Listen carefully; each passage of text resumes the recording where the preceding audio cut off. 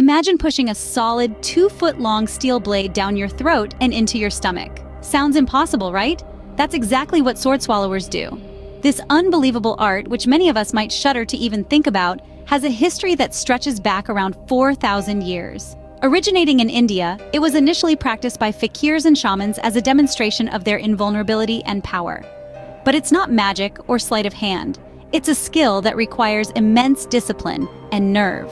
Over the centuries, this spine-tingling spectacle has traveled the world, evolving from a spiritual demonstration to a feat of entertainment at sideshows and carnivals. In the early 1800s, sword swallowing crossed the seas to America, where it gained popularity after performances at the 1893 Chicago World's Fair.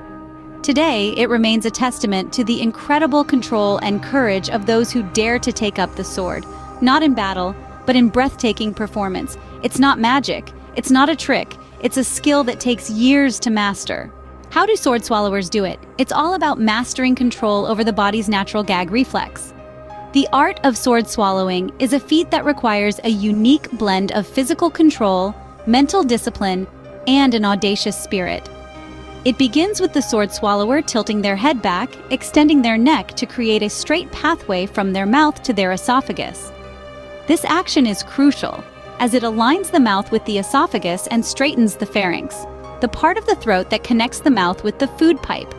Next comes the challenging part, relaxing the throat. This is a deliberate act of overriding the body's natural instinct to contract muscles to prevent foreign objects from entering our bodies. The sword swallower must then guide the sword along the path of the gastrointestinal tract, moving it through the mouth, pharynx, and upper esophageal sphincter, and into the esophagus. As the sword travels, it straightens out the natural curves of the esophagus. If the sword is particularly long, it may even pass through the gastroesophageal junction and into the stomach. Sounds simple, right? But make no mistake, sword swallowing is far from easy. It's not something you can master in an afternoon. Learning to relax the gastrointestinal tract takes immense practice, and more importantly, the ability to keep a straight face. Try touching the back of your throat. Uncomfortable, isn't it? Now, imagine sliding a long, cold, rigid sword down there. Not an appealing thought, is it? Beyond the physical process, sword swallowing is a mental game. It's about achieving a mind-over-matter attitude, maintaining calm and focus during the performance. It's about mastering control over the body's natural reactions, tricking your mind to believe that a sword sliding down your throat is perfectly normal. Remember, sword swallowing is not something to try at home. It's a dangerous and complex art form that should only be attempted by trained professionals.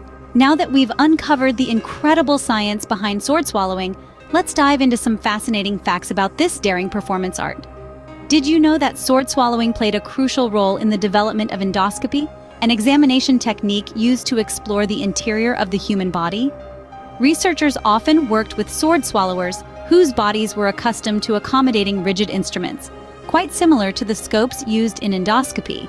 If you're feeling adventurous and want to learn this ancient art, there's a place for you. The Coney Island Sideshow School offers organized sword swallowing classes. But remember, it's not a skill you can master in an afternoon. It requires practice and a mind-over-matter attitude. Sword swallowing has a long and storied history. It originated about 4,000 years ago in India, where fakirs and shamans developed it as a demonstration of their invulnerability, power, and connection with the gods. The art form came to America in the early 1800s and gained popularity after performances at the 1893 Chicago World's Fair. The Sword Swallowers Association International, or SSAI, proclaimed February 28, 2008 as International Sword Swallowers Day. This was done to raise global awareness about sword swallowers and coincides with National Swallowing Disorders Month. Now let's talk records. Red Stewart set the record for most swords swallowed simultaneously by swallowing 34 swords at the 2008 Philadelphia Tattoo Convention. In 2003, Maddie Blade Henshaw set the record for most swords swallowed in a year with a staggering 3,782. In this unique community, sword swallowers have their own lingo. They refer to throat irritation due to performance as a sword throat. They're also known as blade glommers or steel slurpers in Carney language. From ancient shamans to modern-day performers, sword swallowers continue to captivate audiences with their fearlessness and control. Next time you see a sword swallower, remember the incredible skill and dedication it takes to master this art.